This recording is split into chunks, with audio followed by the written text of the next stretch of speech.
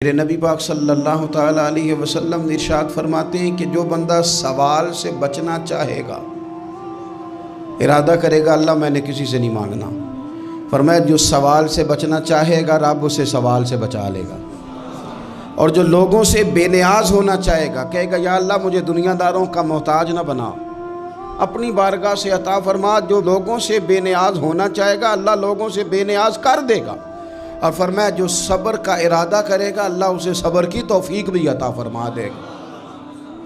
ارادہ تو کرے، پروگرام تو بنائے، توفیق تو اللہ دے گا۔ جو صبر کا ارادہ کرے گا اللہ صبر کی توفیق بھی عطا کر دے گا۔ اور حضور صلی اللہ تعالیٰ علیہ وسلم فرمانے لگے یاد رکھو کسی بندے کو جو بہترین تحفہ دیا گیا ہے نا، اگر کسی کو کوئی بہترین عطیہ ملا ہے تو پھر اللہ تعالیٰ نے اسے صبر عطا فرمایا ہے۔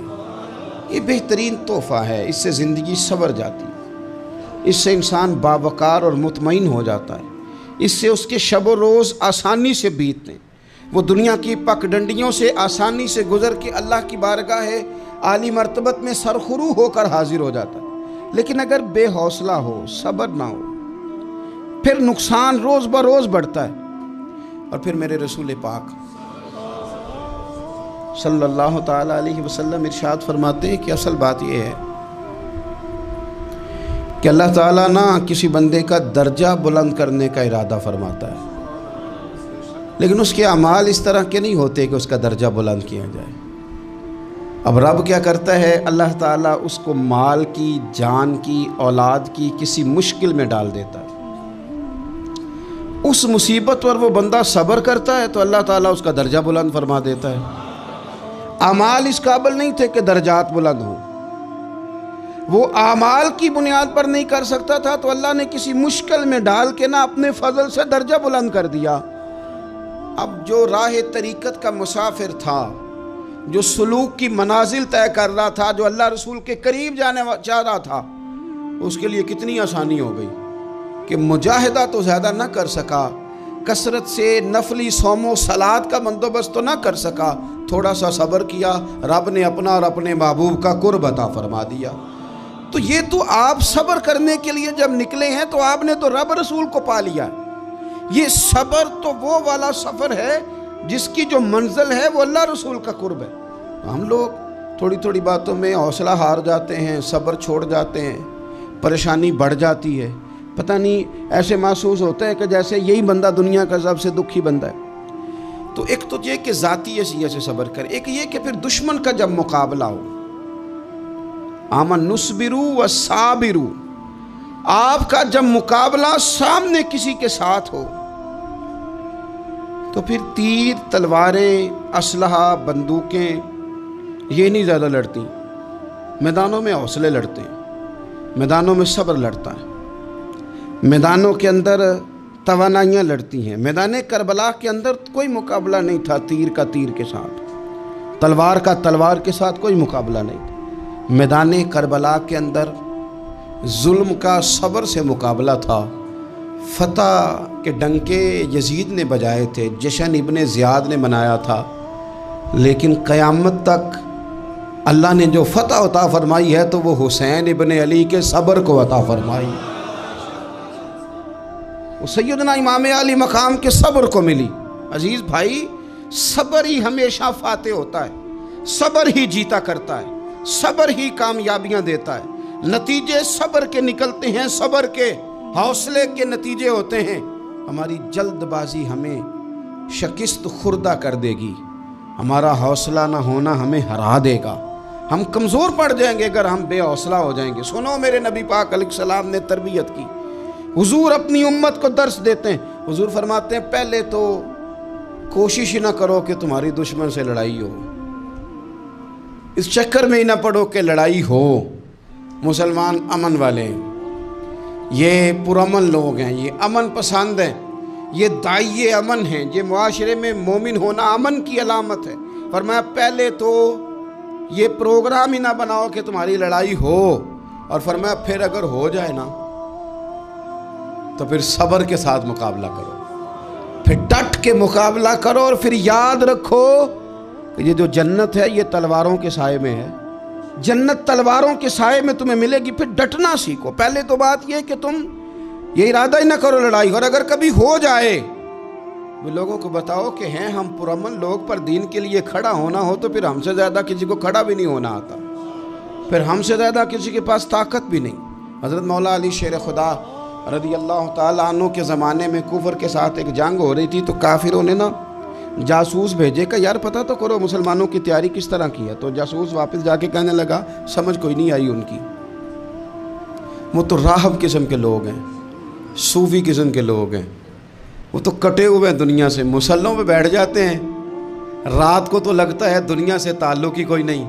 लेकिन सवेरे उठ के मैदान में तलवार लेके निकलते हैं तो लगता है इनसे बड़ा मुजाहिद ही कोई नहीं। ये अजीब लोग हैं कि रात को मुसल्ले पे बैठे हैं तो लगता है कट गए दुनिया। ये सूफ़ी लोग हैं, दरवेश हैं।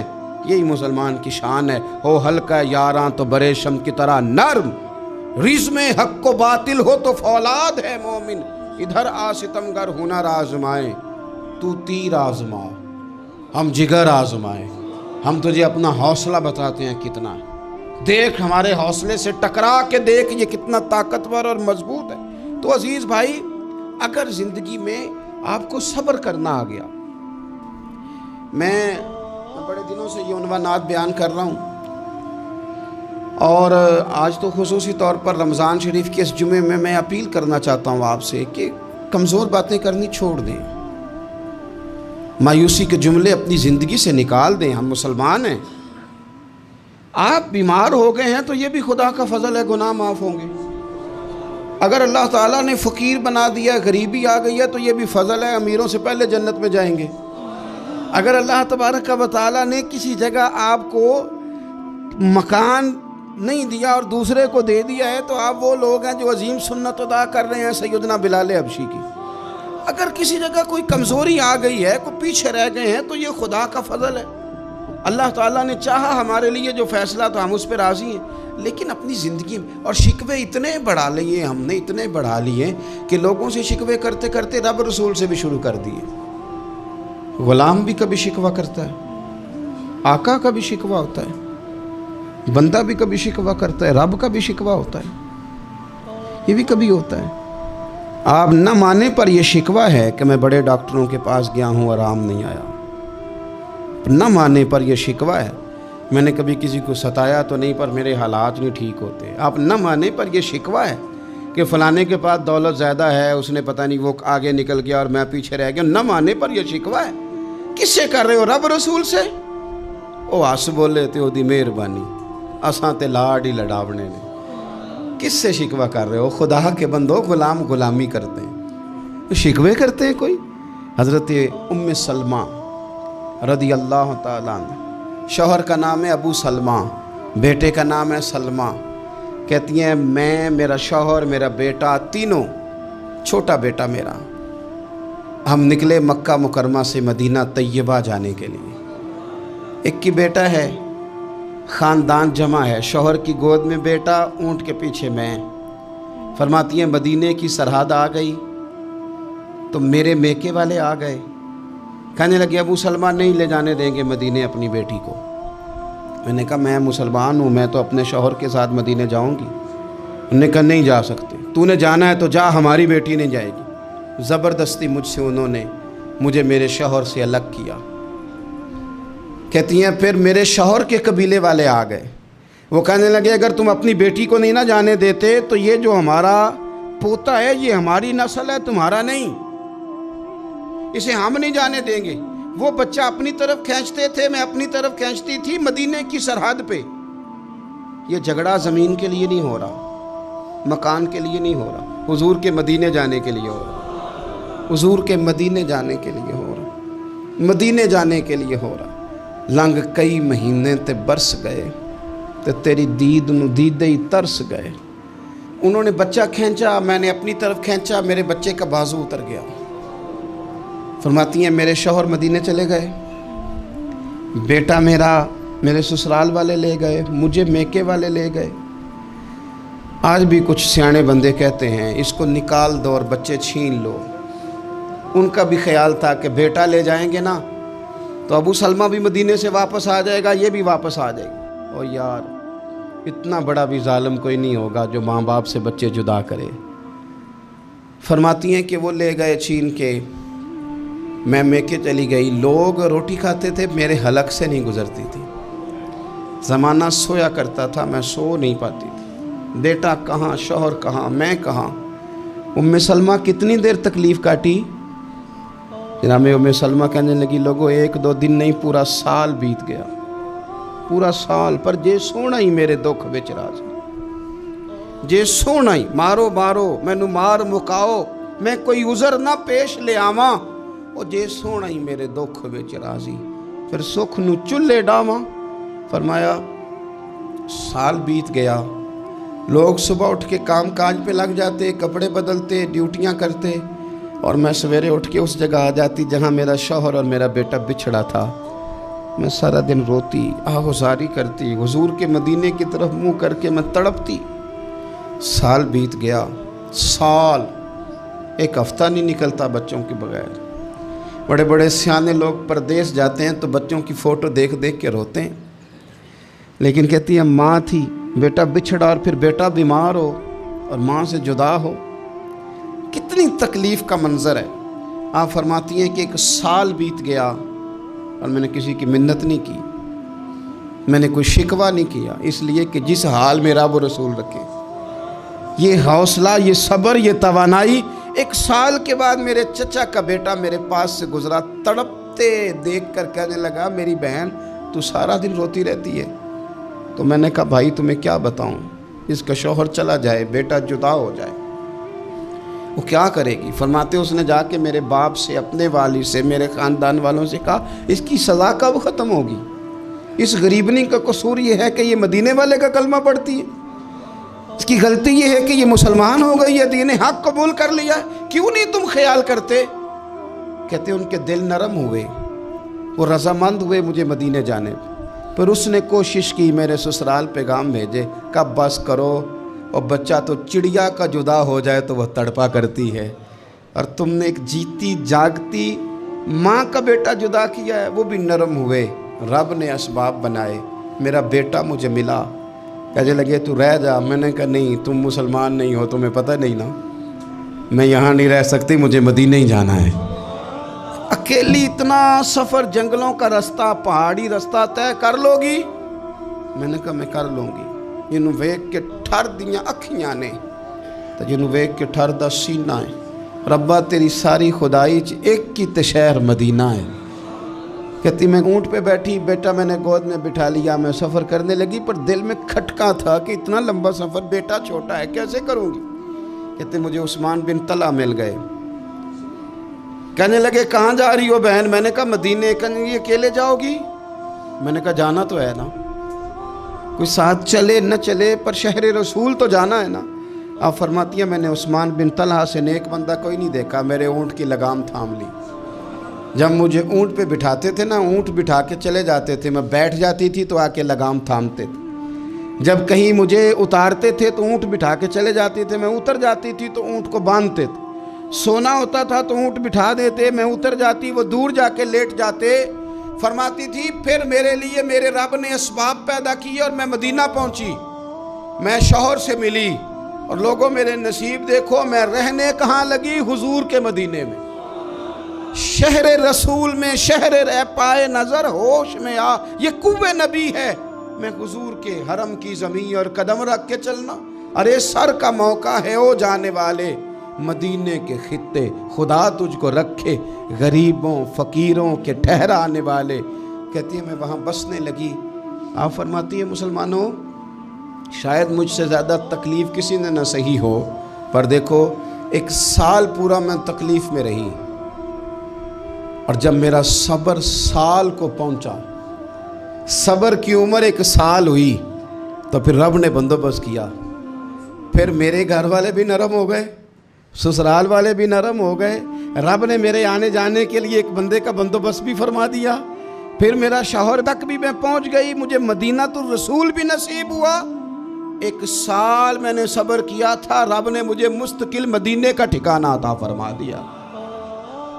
لیکن جو بندہ صبر ہی نہ کر پائے، جو صبر ہی نہ، جو کہ جی بڑی دور سے آیا ہوں، بڑی دیر ہو گئی، بڑا ٹائم ہو گیا، کب جا کے مسئلہ حل ہوگا، وہ جو آپ نے بتایا تھا وہ تعویذ کب اثر کرے گا، وہ دعا کب قبول ہوگی، وہ فلانا معاملہ کب، بھئی یہ ڈیٹ تو آپ کو رب رسول ہی دے سکتے ہیں، بندہ تو کوئی اطلاع ہی دے گا، پیغام ہی دے گا، دعا ہی کرے گا۔ اگر زندگی میں حوصلہ ہی نہیں ہوگا، اگر آپ کو یہ قرار ہی نہیں آئے گا، ٹھہرنا ہی نہیں آئے گا کسی میدان میں۔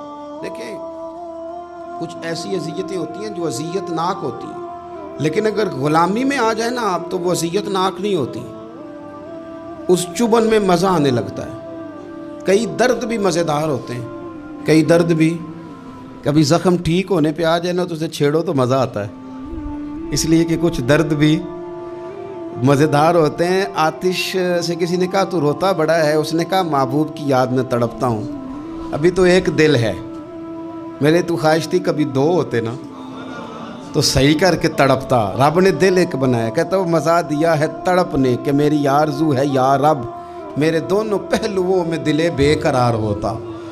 درد میں بھی مزہ ہے، پر شرط یہ ہے کہ لوگ درد میں بھی جینا سیکھیں۔ ہم نہ آرام میں جینا چاہتے ہیں، پنکھے کے نیچے جینا چاہتے ہیں۔ کاش کہ ہمیں صحرا میں بھی نیند کا مزہ لینے کا طریقہ آئے، پھر زندگی کے سارے راستے آسان ہیں، پھر اقرا بھی مشکل نہیں۔ لیکن چونکہ حوصلہ نہیں، صبر نہیں، وہ والا قرار نہیں جو ایک مسلمان سے رب رسول کا مطالبہ ہے۔ حدیبیہ کے موقع پہ نا نبی پاک صلی اللہ علیہ وسلم نے جو شرطیں کافروں کے ساتھ طے کی تھی نا، حضور نے نور بصیرت سے کی تھی نا، تو انہی شرطوں نے پھر فتح کے باب کھول دیے۔ ان فتحنا لک فتحا مبینا۔ ایک شرط یہ تھی کہ اگر کوئی مسلمان مدینے سے مکے آئے گا تو مکے والے واپس نہیں کریں گے، رکھ لیں گے۔ پھر غور کریں، کوئی مسلمان اگر مدینے سے مکے آئے گا تو مکے والے واپس نہیں کریں گے، اور اگر کوئی بندہ مسلمان اپنے آقا کی مرضی کے بغیر مسلمان ہو جائے اور وہاں سے وہ مدینے آئے گا تو حضور پناہ نہیں دیں گے۔ تو میرے بھائی، محبوب کی طرف سے آنے والا نہ صرف سوکھ ہی نہیں قبول کرنا چاہیے، دکھ بھی قبول کرنا چاہیے، دکھ بھی قبول کرنا چاہیے۔ ہمارا یہ مسئلہ ہے کہ ہم نہ میٹھی میٹھی کے قائل ہیں، کڑوی کڑوی کے قائل نہیں۔ اگر وہ کبھی دکھ دے نا تو محبوب کا دکھ بھی سکھ سمجھ کے قبول کرو۔ ہاں اس کی طرف سے کانٹا ہے کبھی تو اسے پھول سمجھ کے قبول کرو، وہ چبھے گا نہیں، انشاءاللہ مزہ ہی دے گا، وہ قبول تو کرو نا۔ تو اب حضرت ابو بصیر رضی اللہ تعالیٰ عنہ ایک صحابی تھے، ایک تو حضرت ابو جندل رضی اللہ تعالیٰ عنہ تھے نا، تو وہ تو حدیبیہ میں آ گئے، حضور مجھے لے جائیں، تو نبی پاک نے فرمایا میں نے وعدہ کر لیا ہے، ان کو بھی حضور نے واپس بھیج دیا۔ اور یہ بیچارے نا اپنے آقا کی جیل توڑ کے مکے سے بھاگ کے مدینے آئے، یا رسول اللہ مجھے قبول کر لے، میں بھاگ آیا ہوں، وہ بڑا ظلم کرتے ہیں، مارتے ہیں، تکلیف دیتے ہیں۔ وہ آئے تو ادھر سے نا اس کے مالک نے ایک دو بندے بھی بھیج دیے رکا دے کے کہ یا رسول اللہ آپ کا تو وعدہ تھا کہ آپ بندہ رکھیں گے نہیں۔ یہ آئے اور رکا بھی آ گیا۔ اب ذرا منظر کو سمجھیں۔ ہمارا تو یہ مسئلہ ہے کہ کہتے ہیں کہ میری 99 باتیں مانی ہیں، ایک نہیں مانی، لہذا میرا تعلق ہی کوئی نہیں۔ لیکن یہاں کیا کیفیت ہے؟ بندہ رو رہا ہے، تڑپ رہا ہے، حضور میں مار سے بچتا ہوا آیا ہوں، جیل توڑ کے آیا ہوں، مجھے قبول کر لیں۔ ادھر رکا آ گیا کہ آپ کا وعدہ تھا رکھیں گے نہیں۔ اب یہ کتنا مشکل مسئلہ ہے، لیکن رسول پاک علیہ السلام نے فرمایا ابو بصیر میں نے وعدہ کیا یار تجھے واپس جانا پڑے گا۔ اوئے ہوئے ہوئے، لوگ تو کہتے ہیں نا کہ وہ پیر صاحب نے کہا تھا تو میرا کام نہیں ہوا، لہذا میری بیعت ہی گئی، چھٹی ہو گئی۔ ماحول ہی بڑا عجیب ہے۔ حضور نے فرمایا واپس جا، لیکن جے کر یار دے نام دا ملے مینا، پھر انہوں چولی پا لئیے، مینے نو پنجے سٹیے نا، جے کر یار دے نام دا، سامنے والے نے تانا سمجھ کے دیا تھا پر یار کے نام کا تھا نا، اس نے کہا لا صحیح سونے کے نام کا ہے نا، تانا ہوا تو کیا ہوا، جے کر یار دے نام دا ملے مینا، انہوں چولی پا لئیے پنجے سٹیے نا، تے جے کر یار دے نام دی ملے سولی، پھر چوٹا چوٹ لئیے تے پیچھے ہٹیے نا، چوٹا چوٹ لئیے۔ اب لکھنے والے کا بھی اپنا انداز ہے نا، کہتے ہیں یہ بھی میرے لیے جھولا ہی ہے، یہ بھی آرام کی جگہ ہی ہے، چوٹا چوٹ لئیے تے پیچھے ہٹیے نا۔ حضرت ابو بصیر رضی اللہ تعالیٰ عنہ سے حضور نے فرمایا واپس جانا ہے، کہ سونیا ٹھیک ہے، کوئی شکوہ نہیں، کوئی گلہ نہیں، یہ بھی میرے محبوب کا حکم ہی ہے۔ اور کیا بات ہے، میرے نبی وعدوں کے پکے ہیں، کیا بات ہے، حضور نے جو کہا کر کے دکھایا. کہتے ہیں میں واپس جا رہا تھا، ایک دو بندے ساتھ تھے. جب مدینے کی حد گزر گئی نا، حضور نے تو کہا تھا نا مدینے میں پناہ نہیں دینی، تو میں نے اس سے کہا یار تلوار بڑی سونی ہے، ذرا دکھانا. اس نے دکھائی تو ایک کی میں نے گردن کاٹ دی، دوسرا ویسے ہی بھاگ گیا. اور بھاگ کے حضور کے پاس آیا، جی اس نے تو مار دیا. تو سرکار فرمانے لگے میں نے تو وعدہ پورا کیا تھا نا، تم سے نہیں سنبھالا گیا تو معاملہ تمہارا ہے. اب حضرت ابو بصیر رضی اللہ تعالیٰ عنہ واپس آئے، عرض کی حضور اب میرے لیے کیا حکم ہے؟ حضور نے فرمایا میاں حکم وہی ہے، مدینے میں ہم نہیں رکھ سکتے. تم مدینے میں صحابہ تھے نا، حضور کی باتوں سے خوشبو لیتے تھے، مدینے میں نہیں رکھ سکتے. حضرت ابو بصیر کہتے ہیں میں مدینے کی سرحد سے نکل گیا، اس جگہ چلا گیا جو نہ مکے کی ریاست میں تھا نہ مدینے کی. ایک مقام ایس تھا جہاں میٹھے پانی کے کنویں تھے، وہاں رہنے لگا. حضرت ابو جندل کو پتہ چلا کہ ایک نیا ٹھکانہ بن گیا، وہ بھی جیل توڑ کے آ گئے. 70 بندے آ گئے. وہاں سے قافلے گزرتے تھے کافروں کے، یہ بھی مسلمانوں کو تنگ کرتے تھے. اگر مکے سے کوئی قافلہ گزرتا تھا تو ہم نے بھی ان کو پکڑا. کافر کا مال مال غنیمت اسباب بن گیا. اور وہ جب قافلہ لے کے آتے تھے تو ڈرے ہوتے تھے، اور ان کو تو ستایا تھا نا. کہتے ہیں ہمیں ستایا بڑا تھا، ہم تو انقلابی بن گئے تھے. ہم تو رکھ لیتے نا، بڑی منت کرتے، بڑی جان مشکل سے چھڑاتے. 70 بندے ہو گئے، پھر 300 ہو گئے. تب وہ بصیر کہتے ہیں دنیا مدینے جاتی تھی لیکن ہم تڑپتے تھے، ہم تڑپتے تھے. روت لنگ گئی ہے پھر باہر آندی تے اج چٹھیاں مدینے آئیاں نہیں. ہم تڑپتے تھے کہ یار کوئی موقع ملے. روز رات کو روتے تڑپتے. 300 انقلابیوں کا جتھا صبر سے بیٹھا ہے مدینے کی سرحد پہ، اندر آنے کی اجازت نہیں، پر غلامی میں روز اضافہ ہو رہا. صبر دیکھو، غلامی میں روز اضافہ ہوتا ہے. تنگ آ گئے کافر. پہلے بڑی ڈینگیں مارتے تھے کہ دیکھو ہم نے کیسی شرط منوائی ہے، کیسی شرط منوائی ہے کہ ان کا بندہ آئے گا تو ہم واپس نہیں کریں گے، ہمارا جائے گا تو انہیں کرنا پڑے گا. پھر اتنے تنگ آئے کہ خود آ کے کہنے لگے حضور مہربانی کریں یہ شرط تو ختم کریں، اور ان 300 کو تو مدینے بلائیں، مہربانی فرمائیں. حضور بڑے خوش ہوئے. آج غلاموں کے نام پیغام لکھا، غلاموں کے نام پیغام لکھا. چٹھی لکھی حضور نے. چٹھی کس چیز کی لکھی؟ آ جاؤ یار مدینے آ جاؤ. چٹھی آئی مدینے آنے کے لیے. حضرت ابو بصیر کے نام چٹھی گئی، آ جا یار مدینے، آ جا تیرے نام پیغام سب لائی ہے سرکار نبی سے، اور آیا ہے بلاوا مجھے دربار نبی سے. پیغام آیا. حضرت ابو بصیر اتنے بیمار تھے کہ نزع کا عالم تھا، لیکن اس عالم میں بھی انتظار تھا. اس آخری ویلے اکھیاں میریاں رات تکنائیں تیرا تے سجنا کچھ بھی نہیں جانا. یہ پا جاویں ایک پھیرا تے سر میرے تے آن کھلوویں تے پھر پردہ رہ جائی میرا. سوکھا نکلے صاحب ظہوری یہ ویخ لوے مکھ تیرا. حضرت ابو بصیر کو نا وہ رکا گیا. حضور کی چٹھی گئی تو یوں چٹھی پڑھی. حضور نے فرمایا آ جا نا، رستہ کھل گیا ہے، تو آ جا، کھل گیا رستہ.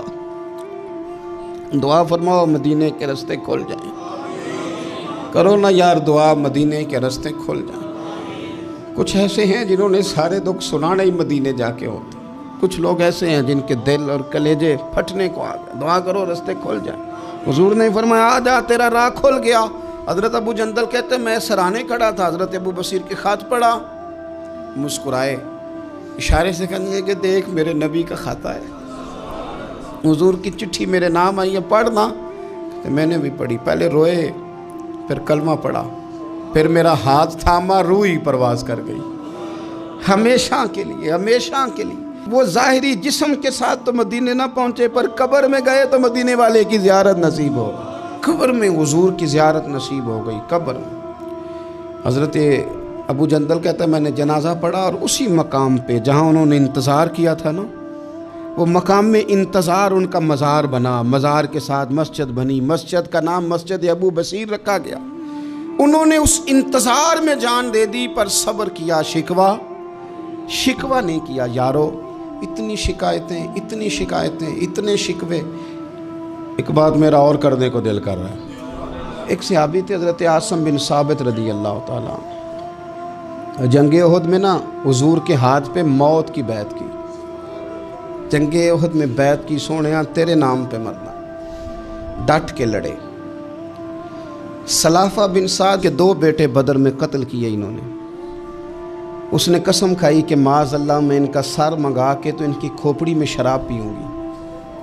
सलाफा बिन साद ने ये कसम खाई कि मेरे 2 बेटे कत्ल किए, मैं इनकी खोपड़ी में शराब पीऊँगी माज़ अल्लाह। एक कबीला गज़ील था, उन्होंने उहद के बाद हुजूर से कहा कुछ कारी हमें दे दें, हमने कुरान सीखना है। तो नबी पाक ने कुछ बंदे भेजे, तो आसिम बिन साबित को भी भेजा, लेकिन उन्होंने धोखा किया। वहाँ जाके इनको गिरफ़्तार कर लिया।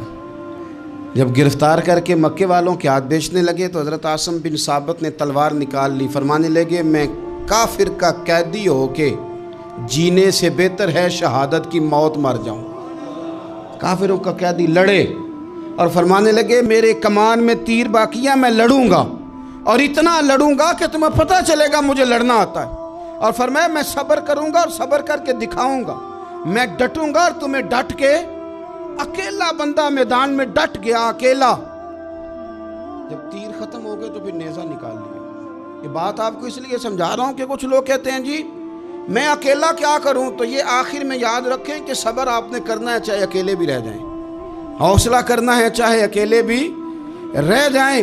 अकेले लड़े, तीर खत्म हो गए तो नेज़ा निकाल लिया, खूब लड़े। अब उसने कसम खाई थी कि मैंने इनकी खोपड़ी पे माज़ अल्लाह खोपड़ी मंगानी है, सर मंगाना है। और ये जो ले जा रहे थे धोखे के साथ, ये भी बेचने ले जा रहे थे। तो जब थक गए ना और चारों जानिब से जिस्म में तीर पे वस्त हो गए तो दुआ मांगी। अकेला बंदा और सब्र का मकाम, दुआ मांगी, कहा अल्लाह मैंने आखिरी दम तक तेरे दीन की हिफाजत की है, अब तू मेरे जिस्म की हिफाजत करना, इनके हथे ना चढ़ जाए मेरा जिस्म। हज़रत आसिम बिन साबित रज़ी अल्लाह तआला अन्हु शहीद हो गए। काफिर करीब गए जिस्म पकड़ने के लिए, गिरफ्तार करने के लिए, सर काटने के लिए, तो शहद की मक्खियाँ आ गई, पूरे जिस्म पे कब्जा कर लिया। करीब जाते तो मक्खियाँ लड़ती, कहने लगे पीछे हट जाओ, शाम होगी ना तोड़ जाएंगी, फिर हम सर काट लेंगे। शाम तक चारों जाने बैठे रहे, ना कोई हवा आई, ना कोई बादल बरसा, ना कोई तूफान आया। शाम को इन्होंने उठाना था, एक रेला आया पानी का और जनाब आसिम बिन साबित की लाश मुबारक को बहा के ले गया। मेरे रब ने उस मैदान में भी ये बतलाया कि जो सब्र करे ना, रब उसके जिस्म की भी हिफाजत फरमाया करता, कि जिस्मों तक की आखिरी दम तक अल्लाह की मदद उनके सामने हाल रहते। रब्बना अफ़रिग़ अलैना सब्रम व सब्बित अक़दामना फंसुरना अलल कौमिल काफ़िरीन। आखिर दावा या अनिल हम्दुलिल्लाहि रब्बिल आलमीन।